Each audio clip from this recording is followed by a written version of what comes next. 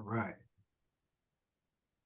So, good evening again. My name is Ken Simmons with TAPinto Piscataway. I'm very happy to have everyone here for tonight's town hall series with the New Jersey Black Empowerment Coalition Action Network. Tonight we are doing a panel discussion on Your Voices Matter, advocating needed policies for every member of our community. So this is a series that we've been hosting all week. We started in East Orange and did Plainfield last night, and now tonight we're in Piscataway. So we're very happy to have everyone on board. Just a quick rundown of the agenda. We're going to have the panelists give a quick introduction of themselves, and then we'll go into some questions that are targeting some of the different voter equity areas that are all of our concern, and then we'll leave some time for Q&A from you guys. But by all means, if you have a question to come up, feel free to use the chat. We're going to be monitoring that, and we will answer your questions accordingly, and then also just allow some time at the end for some dedicated questions and answers. So once again, very happy to have everyone here. Just a little bit about myself. Ken Simmons, and of course I publish the TAPinto Piscataway newspaper here in Piscataway. So we are an online local newspaper, hyper-local news as some would say, and we focus on community affairs, government, fire, police matters, as well as the schools and local sports. We're covering areas that some would say would be like a local news desert because of the more prominent names that are out there, like the Star Ledgers and some of those other types of newspapers. With some of the changes they've made, we're filling that void of having people having news coverage in the local area. So I'm happy to be here with the New Jersey Black Empowerment Coalition Action Network, or NJBECAN, as we host this very important town hall series ahead of next week's election. Tonight, as I mentioned before, we have a selection of community leaders who will discuss critical topics that give a voice to the state's many diverse communities, as well as what's happening here in Piscataway, and specifically outlines policies and issues that will make New Jersey and Piscataway a more equal and equitable state. So our panelists tonight, we have Ahmed Iqbal, who is the Director of Outreach at the Muslim Center of Middlesex County here in Piscataway. We've got Ryan K. Brown, who is the Chairman for A Voteless People is a Hopeless People committee with Alpha Phi Alpha Fraternity Incorporated, Theta Psi Lambda chapter. We also have Valerie Mason Robinson, who is the COO of Victory Consulting Group. She's also an entrepreneur and a community leader. And then we have Thomas C. Varela Jr., who's the Executive Director of the New Jersey Black Empowerment Coalition Action Network. So we're very happy to have everyone here. And we'll just go in that order, just have our panelists give a little bit of a bio of themselves, and then we'll go from there. So just starting on my list, Ahmed, I happen to have you first. Could you just say hello and a few lines about who you are and your involvement with the community? Great. Thanks, Ken, for that. Good evening, everyone. My name is Ahmed Iqbal. I'm the Outreach Director at the Muslim Center of Middlesex County here in Piscataway. We, as I always say, it's not just a mosque, we're not just a place of worship, we're a vibrant community center that supports a diverse congregation from all languages and races who come together and contribute as citizens of the country, of the county, of the city. So in my role, I've dedicated myself to fostering a spirit of community and understanding, both within our congregation and in the wider community. We engage in various initiatives that promote inclusivity, whether it's about interfaith dialogue, community service, social justice, and through initiatives such as these, especially open dialogue and educational programs, we have built bridges of a better understanding, and basically that's what strengthens the bonds that unite us. And obviously my aim here is to create an environment where we look at each other with mutual respect and cooperation and build a better society for everyone here, not just here in Piscataway, but in New Jersey and the United States as a whole. I'm quite excited to be here. I think I was, when Ken approached me, I was happy to see programs like these. And we should recognize the profound impact that local elections have on will indirectly or indirectly affect all of us. So committed to engaging in this great democratic process and look forward to also hearing from my esteemed fellow panelists. Thank you. All right, thank you for that. We'll go next to Valerie Mason-Robinson. Thank you so much, Ken, and thank you all for joining this evening. Again, my name is Valerie Mason-Robinson. I am the COO of Victory Consulting Group. I'm an entrepreneur as well as an engineer. But more importantly than that, I am a woman of faith. I am a mother and a wife. I also serve on the board of the Girl Scouts of Central and Southern New Jersey, which covers Piscataway. I'm also a member of Abundant Life Family Worship Church, which is in the New Brunswick area. We have a number of congregants that are in Piscataway. And I'm a member of Jack and Jill America. So I'm very involved in the community, and I believe that everybody makes a difference. And I'm so excited to be a part of this panel this evening. Thank you. All right, thank you, Valerie. Up next, we're going to ask Brother Ryan Brown to speak.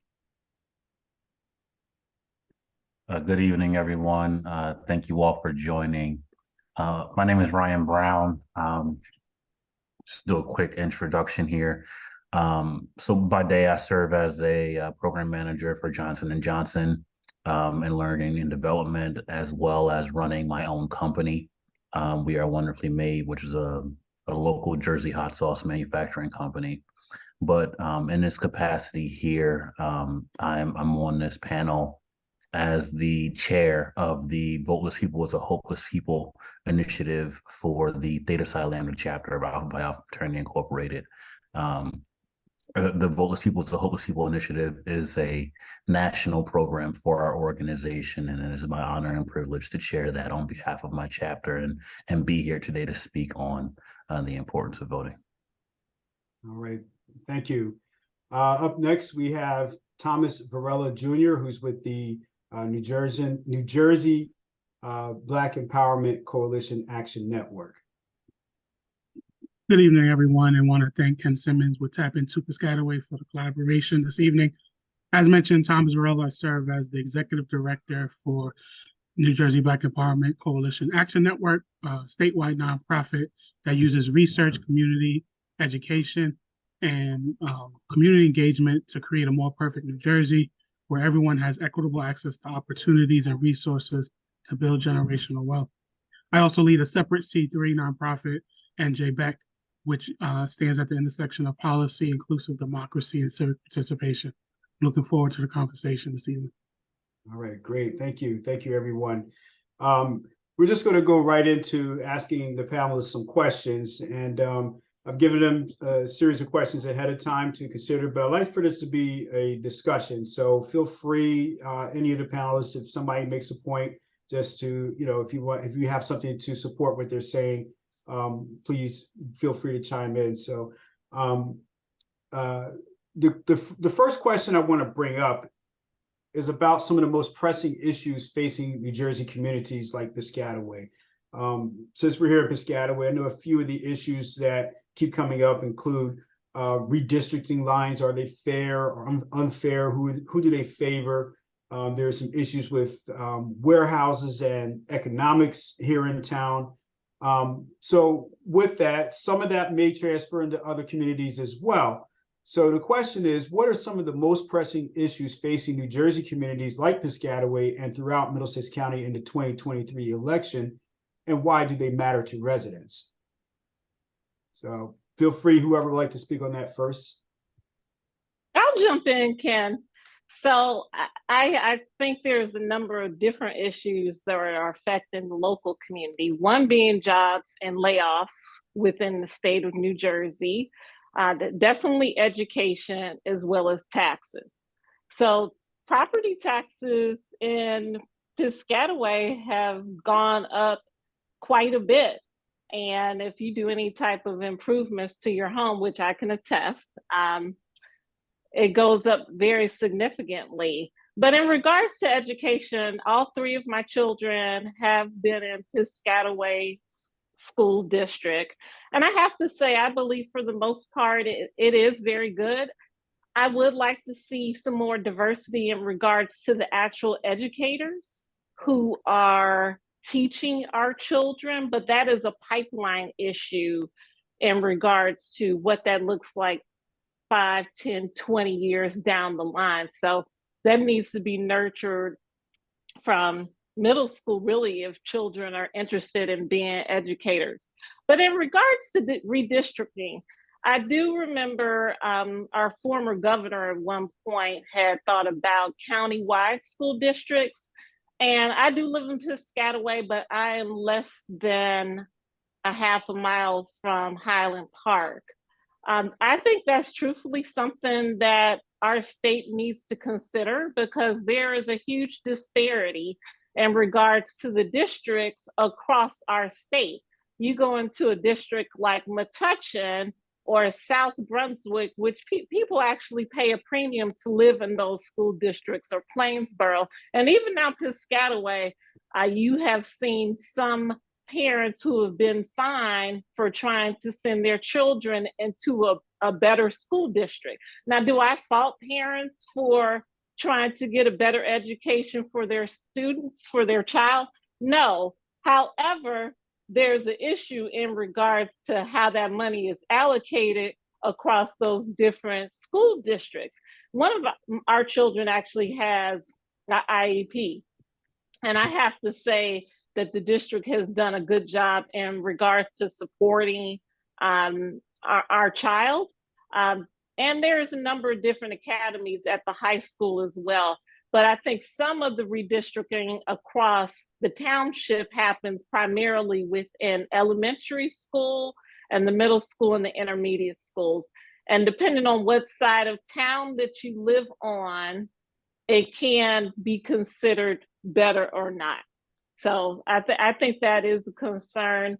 And I've looked at some of the different candidates who are running for the school district, and I'm actually glad to see some women who are running for the school board. Yeah, it seems to be more women this time around than it has been in the past. Yeah. So, but before anybody else answers your question on what you just said about a former governor looking at a countywide school system, what do you think about the countywide VOTEC systems, school system here? We've got a campus here in Piscataway. There are campuses in multiple towns around Middlesex County. Does that answer what you? No, definitely not. And I'll tell you why. So I actually took advantage of the countywide VOTEC program. I'm also, in addition to being an engineer, I had a business formerly in Highland Park. I'm also licensed in cosmetology as well as being a chemical engineer. Anyway, I will say in regards to the countywide VOTEC schools, and I have looked into them for my children, there's a disparity in regards to who gets in.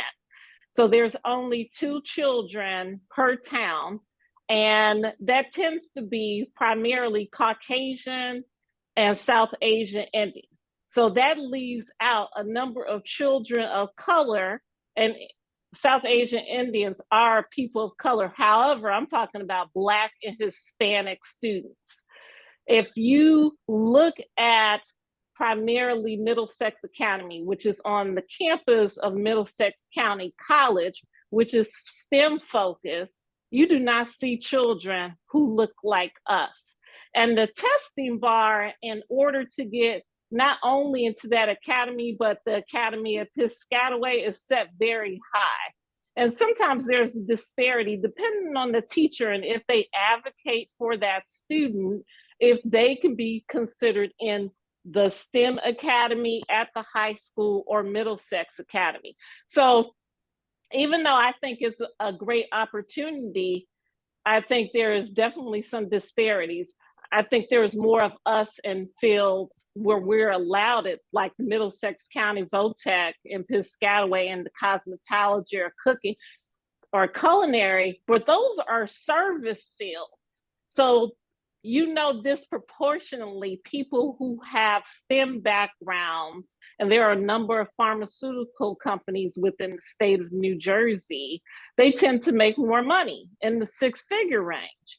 And if you have somebody, you know, depending on if they own it or not, they could make $90,000, maybe $100,000 or more, but they have to have capital and access to capital in order to have a physical retail store. And that goes into a whole nother thing in regards to access to money. True, true. Would anybody else Yeah. would like to respond to that? Yeah, I was just going to say, we hosted two other community events, and there is a consistent theme that we're noticing as it relates to education. Individuals really passionate about ensuring that their kids are able to take advantage of opportunities and have the choice to ensure that they are able to put their kids in schools that will meet their needs. We also know the economic piece is something that's critical when we think about affordability, really making sure that individuals have access to capital. I know I'll talk a little bit more about our scorecard, but that's something that we noted when we did our research is that, you know, there's a lot of legislation that gets proposed that can potentially address issues like access to capital and economic sustainability, but they get stalled and they don't actually go through a committee process and go through a hearing. We even saw it on the executive level when the legislature did encourage the executive branch to launch us to do research on access to capital and government contracting for Black and brown businesses and minority businesses. And that data was not released for a number of years. And so it just speaks to what we term as legislative starvation, where in some cases bills get introduced and get actually passed, but the executive branch does not take the ball and actually implement on said legislation. So definitely noticing some consistent themes in some of the towns that we've hosted these webinars. Yes, Ahmed.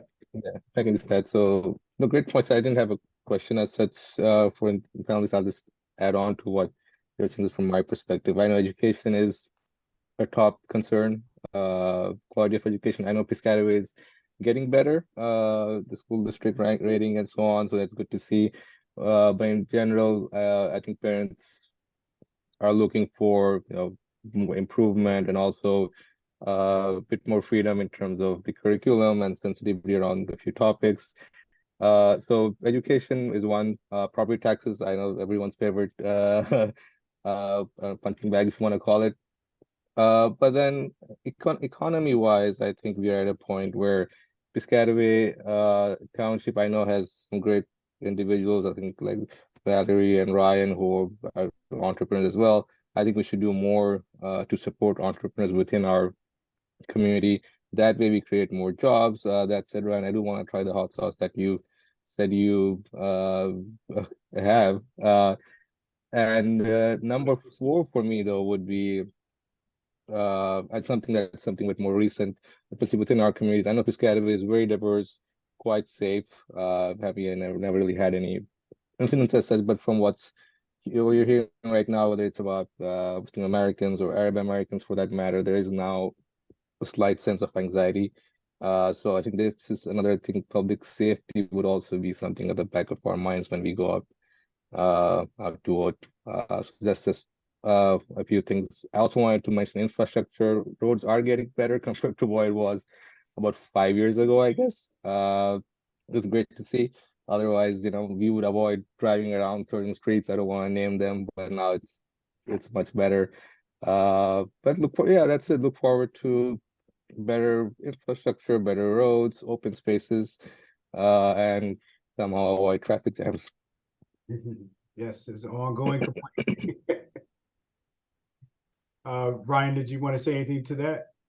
No, I think our other panelists hit the nail on the head on this topic here. All I can do is really give a plus up to every single thing that they said. Yeah, we do have a comment in the chat from Walter Andrews, and he makes a comment that charter schools or public schools that receive part of public school budgets. Looks like there's maybe more to be said. It's only a piece of the information there. would you agree that there's an impact against educational quality by having that money get spread thin, so to speak? I'll jump in here. I think there's an important distinction that needs to be made around charter schools. There's a concept of a private charter school and a concept of a public charter school. What it seems like is being referenced in the comment there is the public charter schools. Those schools, while they can't accept everyone, they do offer acceptance to everyone through various systems, whether it's a lottery or some sort of selective admissions process. They give everyone an opportunity to attend those schools, which in that regard requires them to have some sort of state regulated access so that they can support that. The private charter schools, on the other hand, are a very different beast, where they don't have to allow anyone in that they don't want to, because they're not governed by the school district, and they often have different educational requirements that they have within the system. I see the following part here. You said, however, are charter schools facilitating segregation? I'd argue that they're not. There are many people that are benefiting from having access to these public charter schools with the specialized learning opportunities that they're not able to actually truly access in their own neighborhood public schools, due to overcrowding, due to underfunding of teachers and things of that sort. So when you think about those sort of situations, it's not facilitating segregation. It is giving some people opportunities, but due to the smaller sizes of these charter schools, you run the risk of some people who want to get into the school not being able to benefit from the resources that the school are providing. Yeah. I do agree with that, Ryan. I will say, in regards to charter schools that are available in this area, they're not available to Piscataway students. So Central Jersey Prep is a very popular one in Central Jersey, but you have to be a resident of Somerset or North Brunswick. Mm-hmm. Now, my oldest son goes to the high school, and the high school is very big. So my oldest child, we actually sent her to a private school because the high school is very big. I think there's potentially an opportunity in Piscataway to actually split the high school and build another one. So in Edison, there are 2 high schools currently. And if they're going to talk about charter schools, and if my tax dollars are paying for it, I technically would want the opportunity for my child to go to Central Jersey Prep, but unfortunately that is not available currently. So, and I think that has to do with who we're electing into the I'm blanking on their name, the education board. If we are not actively engaging those individuals in conversation, and we're just finding out about who they are, a week or a month before the election, then we don't have the actual time to truly vet them and see if they are after our own interests. And that's part of the problem. So we need to call the candidates to the table and basically say, you need to prove to me that you are worth your weight in salt and do exactly what you promised us, or we're not electing you, period. So how can residents and community organizations effectively advocate for their needs and priorities during the election season? Well, we are deep into the election season right now. We know we have early voting, so people are able to vote. But I think it's really important that community not wait for quote unquote election season, or they should always think about election season being 24/7, 365, right? Every year, twice a year, you have elections, a primary, general election, and in some cases, special elections. And so it's really important that we always think about not just voting, but the holistically thinking about advocacy, right? Because one of the mistakes that we can sometimes make, we recognize that voter turnout is always low in some of these elections, which is a concern, but then the accountability piece after the elections, Sometimes in communities, we may think we vote and then go back to our business, and we don't necessarily bring the accountability piece, which is critical. This is one of the reasons where we brought in our equitable opportunity scorecard. It was an opportunity for us to actually analyze the voting record of legislators over the last 3 years. We were able to look at their votes in 7 policy pillars: education, economics, housing, healthcare, criminal justice, environmental justice, and open and fair democracy, and actually give grades based on their voting record and then communicate that out to the public. So that in some instances, elected officials got an A straight across the board. Some had mixed scores, and some got D's and F's based on racial justice. And then communicating that out to the citizens so that citizens can then take that information and feel more empowered to ask the right questions. So if someone in their district had a mixed performance, they can actually ask them additional questions. Why did you perform poorly in economics, but then perform highly in education? And then it's up to the elected official to then answer accordingly. They may say, well, our constituents care about education, and that's where my priorities are. Or they may think about other rationale. But I think that's what's really critical, is being able to have additional tools and resources that makes our advocacy stronger, more holistic, and more effective, and really change the paradigm as it relates to how elected officials respond to our needs. Because as we always know, politicians technically work for us, and sometimes we need to always remind them of that. We definitely encourage you to check out the scorecard, NJBECAN.org, and I'll put a link in the chat.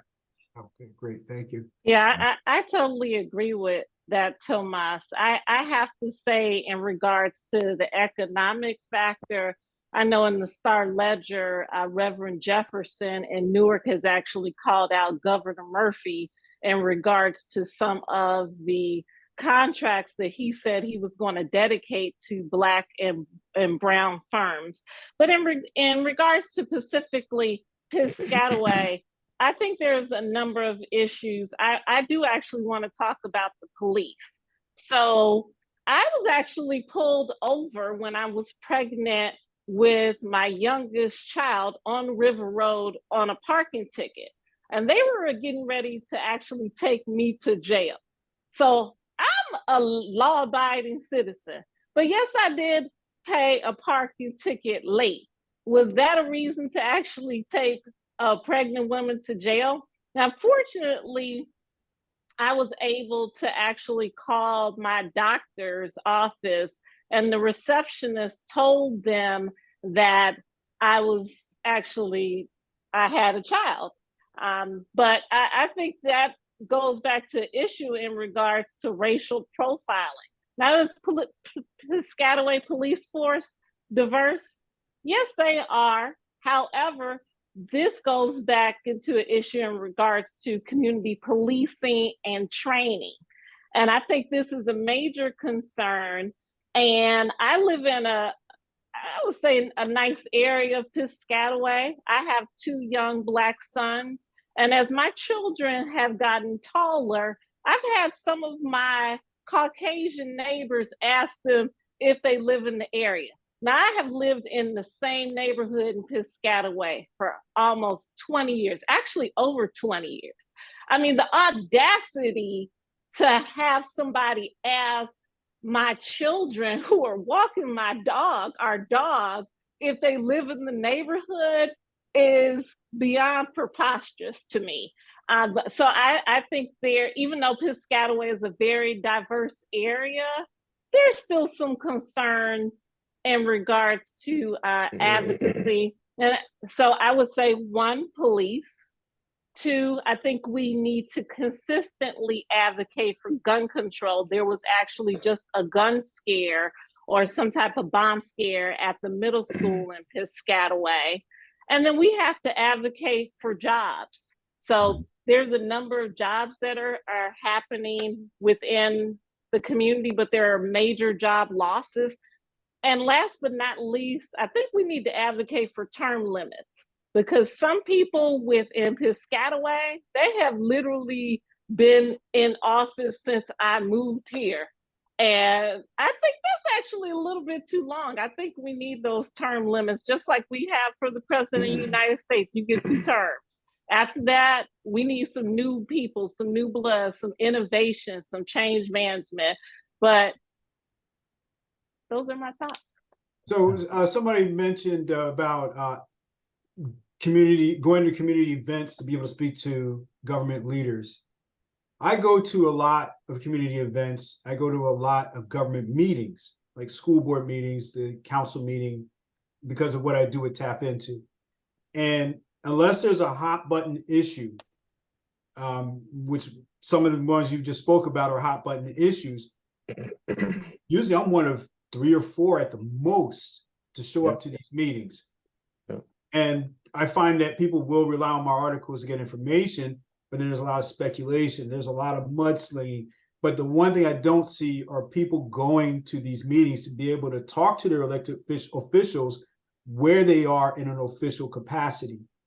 What do you think about that? So Have to be around that? To that point, Brother Simmons, I think there's a number of things that we need to sort of examine with respect to that. One, the turnout of those events, and two, giving all these leaders a platform. As community organizations, we all want to do our own thing. We are all guilty of it. We all want to have that shine and say, my organization did this thing. If we want to increase our impact, what we need to do is start doing more collaborations.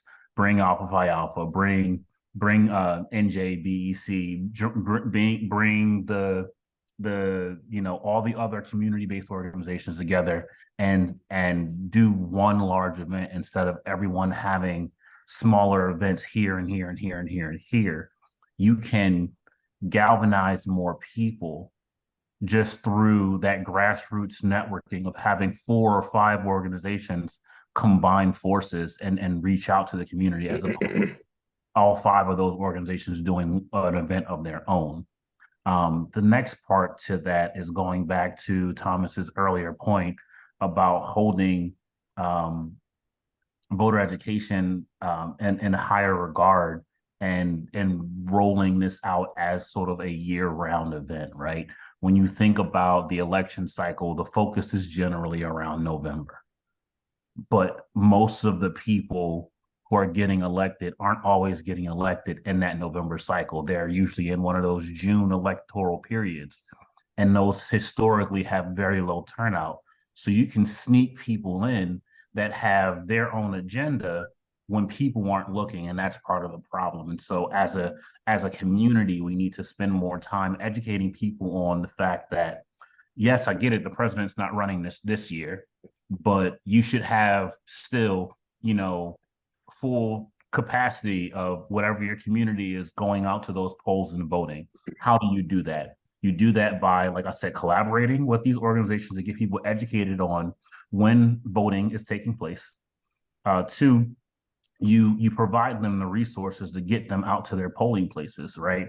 Are we providing cars to the elderly? Are we helping them get their mail-in ballots? Are we taking advantage of the early in-person voting and all of those things and giving people the resources that they need to be able to do that? During one of these other panels that I did, someone mentioned that you can take family members, you can take up to like 5 family members mail-in ballots with you to go and drop those off.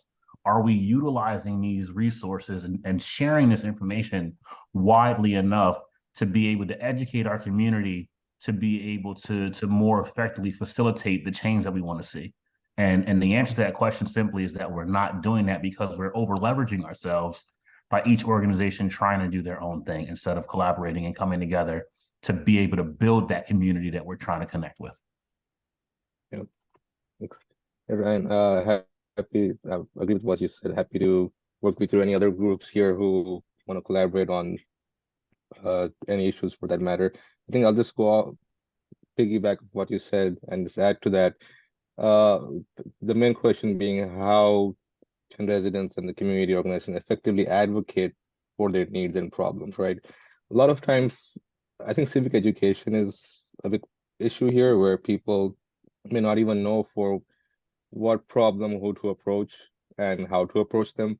That's where we as community leaders, or for that matter, even the township, can probably host informative sessions throughout the year. I know that we have council meetings, but how many people go for those, right? A lot of us are more than happy to just sit back and send messages or about on WhatsApp or other social media platforms about issues. But when it comes to coming out and speaking or attending forums, and when your voice really does matter, that's when they don't speak up. So a lot of it, I think, education of the community is a big deal. Just having them understand that sense of responsibility that they have, and them understanding that yes, the power to change is in your hands. It doesn't have to be someone else's. That's what would be my biggest takeaway and goal to work on, would just be educating people on taking the opportunity that you get to voice your concerns. And as Thomas said, elections are not a November thing. It should be a 365-day a year thing. I think that's perfectly said. Just want to Yeah. acknowledge. No, She says that it's a win-win for the community, and I think that goes a long way for what you just said, you know. Thomas. yeah, I was just going to quickly chime in and say, I think this is where we have to recognize the moment, especially post-pandemic, where a lot of these meetings are not virtual. They've made it a bit easier for us to access it. And I think, Ken, to your point, if a lot of these meetings are not populated, unless it's a hot button topic, then that's actually a time for us to show up. Because if it's not a lot of people attending, then that gives us an opportunity to make our voice heard. And finally, it's really important that we use all the tools that are available. You know, contacting the legislators, emailing them phone numbers, because legislators, one, they don't like a lot of negative attention.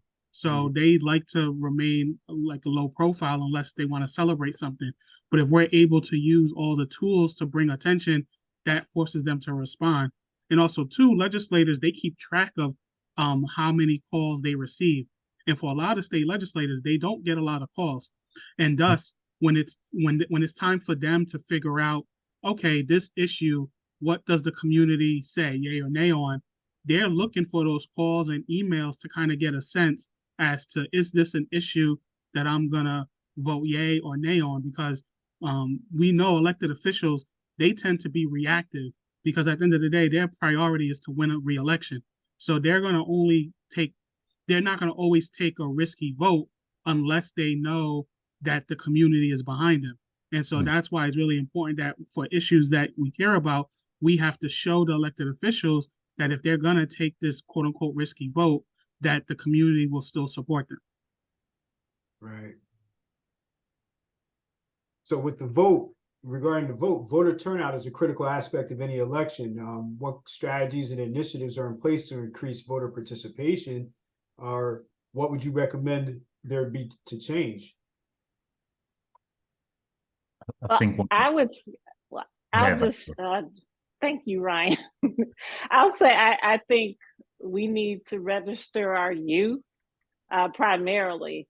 So Rutgers is in the backyard of Piscataway, and depending on if those students register locally or if they register at home, those students actually make a difference. I think we need to start talking to our young people earlier about making sure that they actually register to vote.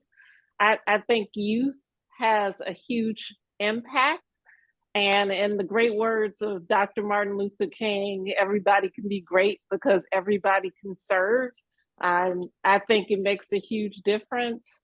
I've seen a number of different youth groups, including Girl Scouts, Boy Scouts, Jack and Jill. They've done community service, whether it's been with Elijah's Promise in New Brunswick, feeding the homeless, or Highland Park Food Pantry, or even a river cleanup or something of that nature.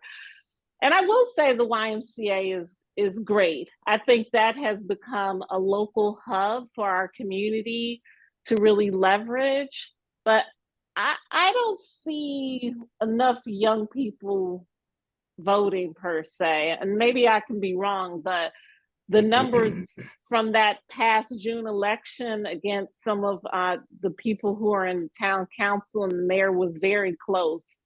And I think it was a huge opportunity for change. Yeah, I think if I can just add there, as far as the youth go, I think, sorry, excuse me. I think a big problem again is many of us don't realize we're probably are too young to know that our ancestors or forefathers didn't even have the right to vote, or even if they did vote, their vote probably didn't count as much as the other person did.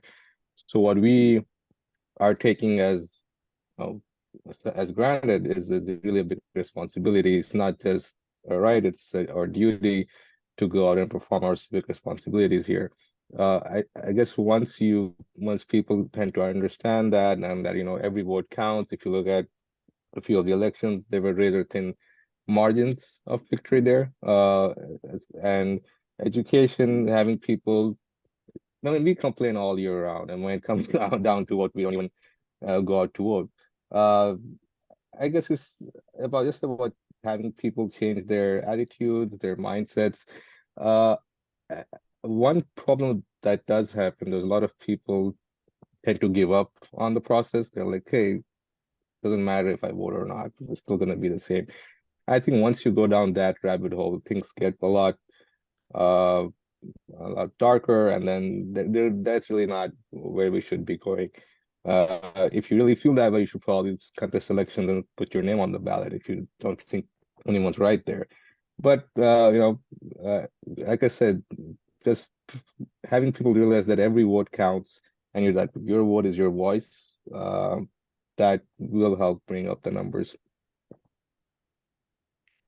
Yeah, I will also add, I know the Lieutenant Governor, she did report recently that compared to other states, New Jersey has a pretty high youth voter turnout.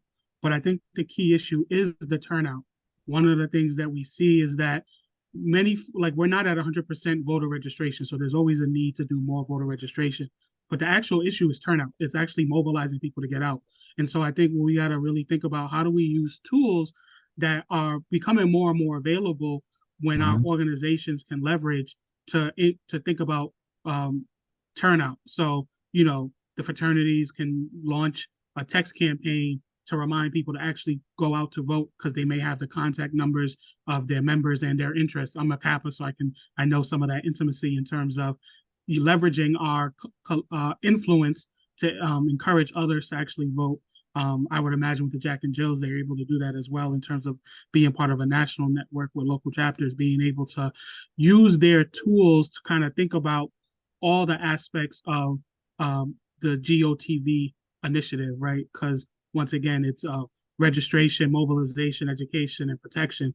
And in many cases, the mobilization piece is not always discussed because, it's a little bit harder to actually get people to go out, But I think it's really important that when we think about turnout, once again, it's really about trying to help communities realize that, in a very, very political sense, once again, politics is the art and science, and science is voting, right? And so I think when we have these conversations, we got to change the paradigm as to how we talk about this process, right? One of the things that we talk about in terms of African Americans is that politicians don't always care about Black citizens, they care about Black voters, because a politician doesn't win or lose based off citizens, they win based off votes.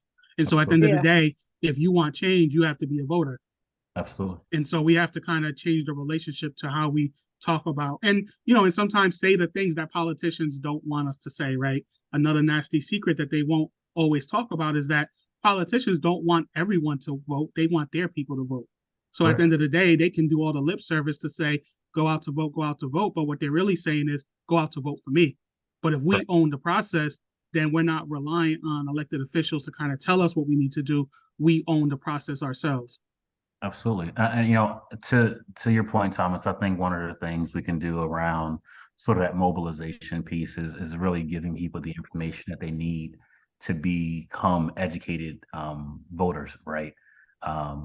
Which we can all go out and register people to vote, but that doesn't get them to the polls, right? How are we going to make it easier for them to access that information? And so accessing whatever resources we have through the NewJersey.gov site to basically say, hey, look, you're registered to vote. Here's your polling place.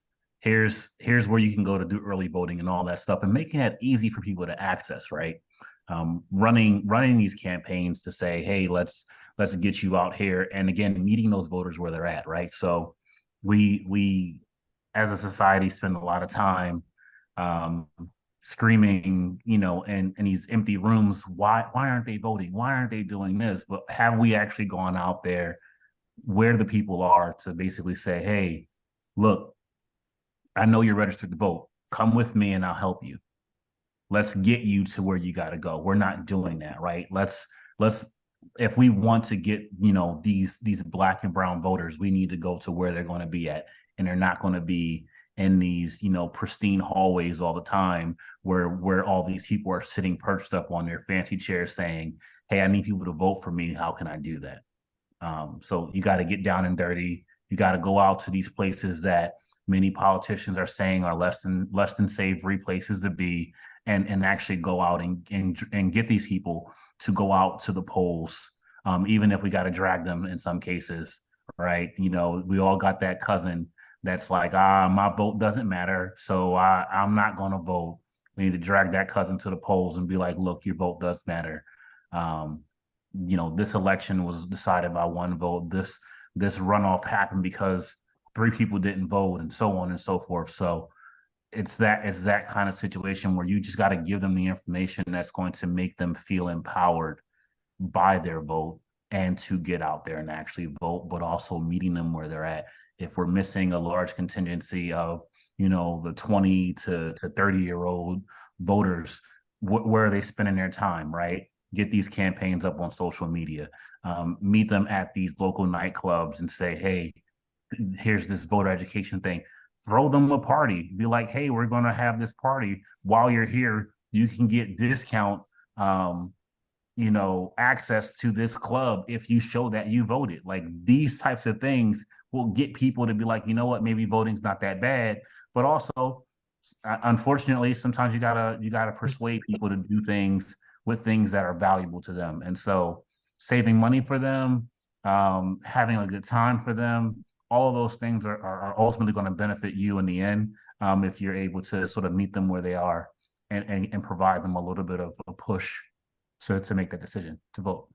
I agree, Ryan. I mean, folks should go out to IHOP on Saturday or something in Piscataway, or 24-hour fitness, but social media is head on. I mean, my kids are on TikTok and Instagram or Snapchat. I can't keep up with everything, but you definitely have to meet people where they are. Yeah, I think just to add there, I guess people should realize that they're voting for their future, not for a free sandwich or a free food. It's really, I mean, you can offer freebies and make people do whatever they want, but at the end of the day, they really have to, that their vote is valuable, and they have to make it count. Absolutely. And while I won't distill it down to simply saying, hey, you're going to vote for this free sandwich or free access, it's about giving them that gateway to voting. And once they start doing it, then they'll start getting more information about it, and it'll slowly build. So getting them involved. Absolutely. Then eventually they're like, hey, you know what? This is important. Let me go out and vote. And they'll start to bring their friends. Yeah, I've heard stories of people going to the barbershops and beauty salons and talking to people while they're captured in the chair. You can't get out because you're getting your hairstyle. So let's have that conversation that gets you to be encouraged to go out and vote. That's why. I just want to go ahead and open the discussion up to our attendees. So, if anybody has a comment or a question that they would like to ask or to discuss, feel free to come off of mute. We'll bring you right in. But there are a couple of things that you could say are crucial issues: healthcare, education, the economy. What are a couple of the key policies that voters, or even through your observations, that we should be concerned about regarding these policies and who we vote for?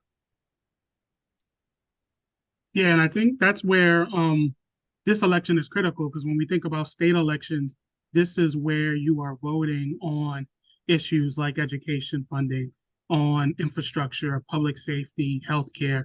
You know, our scorecard, as we mentioned, we looked at bills. One of the things that was fascinating was 75% of bills only get introduced and never go beyond the introduction stage. So they don't get discussed in committee. They don't actually get a vote in the full legislature. And so bills like having a public health option in healthcare, that's something that has been proposed and has just been stalled in the legislature. That can have tremendous impact when we think about families that may want stronger healthcare access. Economic issues, as we talked about, is critical when we looked at the government contracting. On the voting and democracy piece, making sure that we have same-day voter registration, that has been proposed and has been stalled. John Lewis Voting Rights Act, that has been proposed and has been stalled. Having professional development look at for teachers, that has been proposed and has been stalled.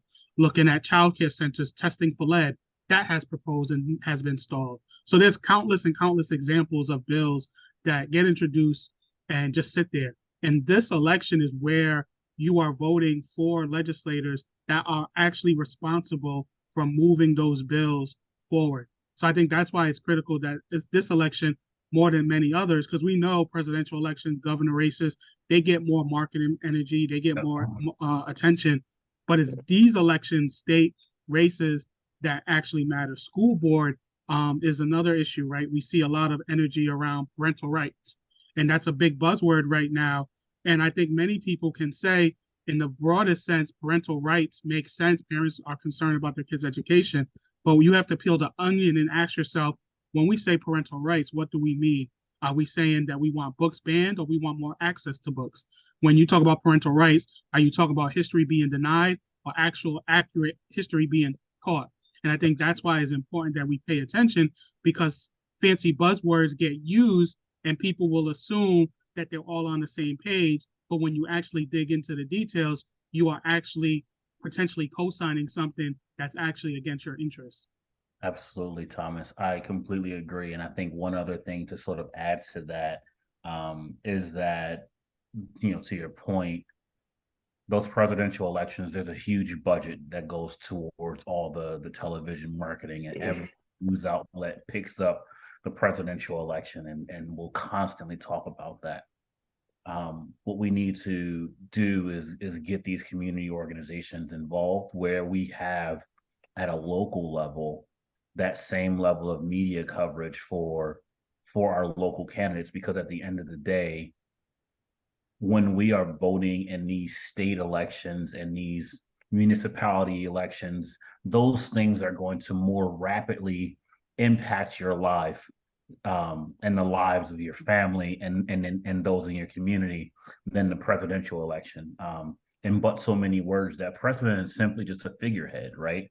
But everyone puts all of their energy into that election, when in reality we need to spend more time and more energy, if not an equal amount of time and energy, into electing our school boards, into electing our mayors, our city councils, our state representatives, and so on and so forth.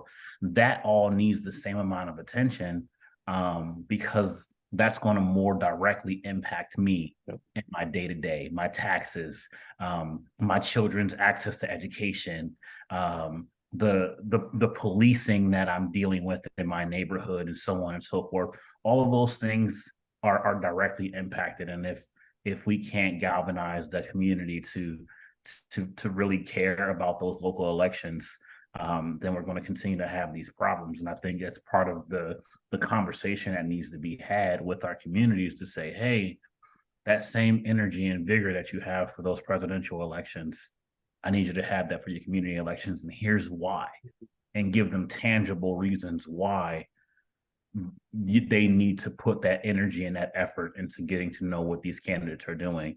But it's also on those candidates to make their platforms visible and easily accessible, so that we can say, hey, this is what they stand for, and they need to be able to easily display and showcase that. Yeah, absolutely agree. Thanks, Thomas and Ryan. I mean, couldn't have said any better than what you two have said. I especially where I would say local elections personally matter more than at the federal level, because these are candidates who you are actually going to see quite often, talk to quite often, and you can actually go and meet them in person and voice your concerns. You're not going to meet the president, probably not in 4 years or in your lifetime for that matter. So in addition to that, again, to what Thomas said about all the bills that we currently have and how they get stalled, again, a lot of us are not even aware of what happens at the local Senate levels. And we could, well be because we're not that interested. But again, these are things that directly impact, whether it's your taxes, your schools, your roads, your law enforcement and everything. Again, I think, have to do a lot more to get people more excited about local elections and local bills. And I guess one thing that we can take away, at least this is what I said at every meeting, is whatever you do, just do your part in spreading the right information. Don't just forward a random message you got from whoever person. Just make sure you verify it and then send it out only if it's true.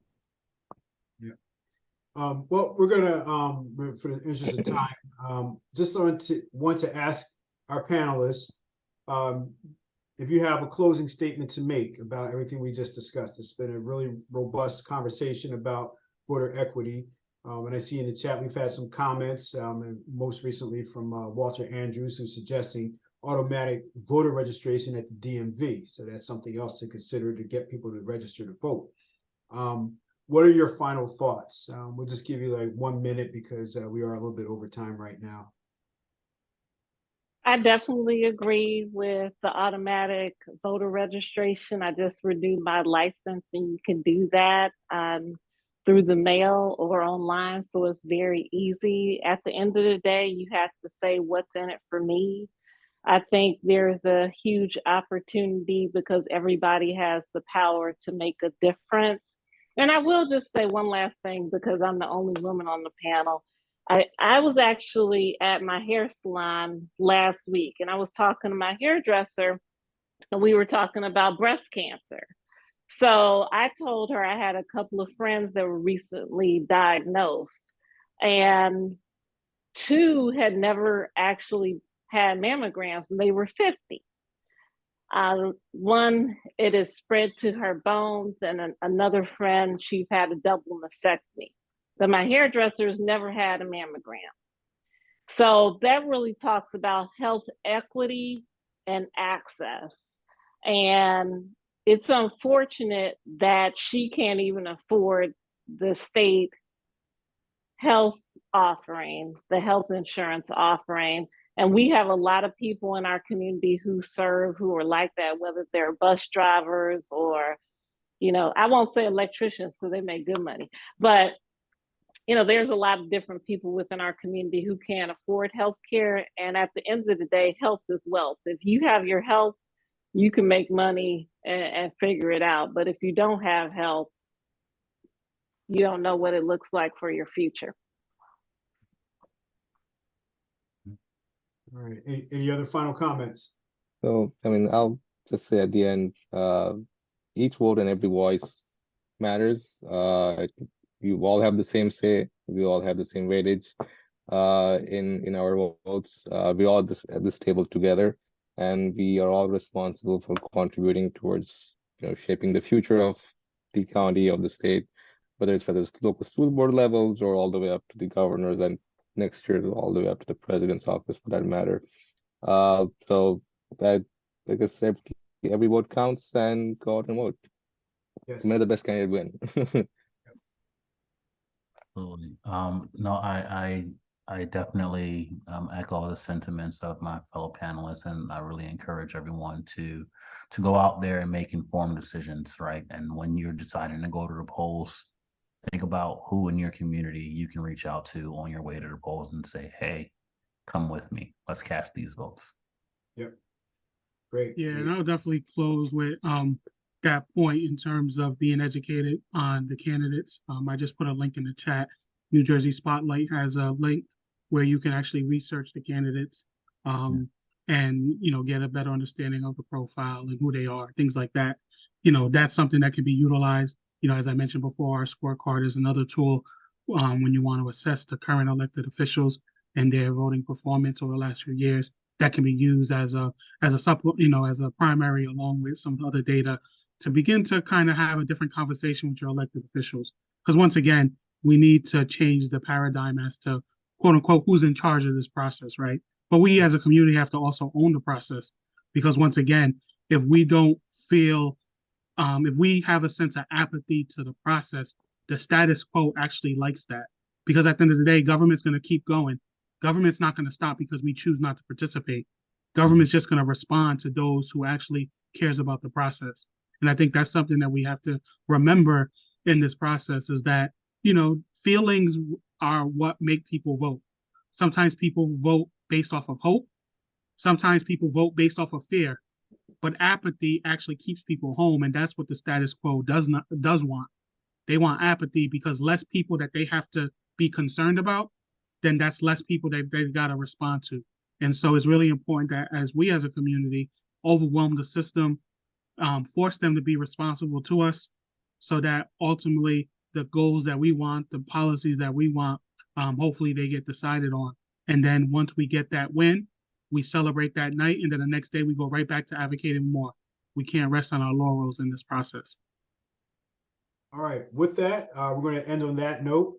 I want to thank everyone for attending. I certainly appreciate this valuable conversation, and I hope that everyone got a lot out of it. So I encourage you to continue to vote, first of all, and read TAPinto.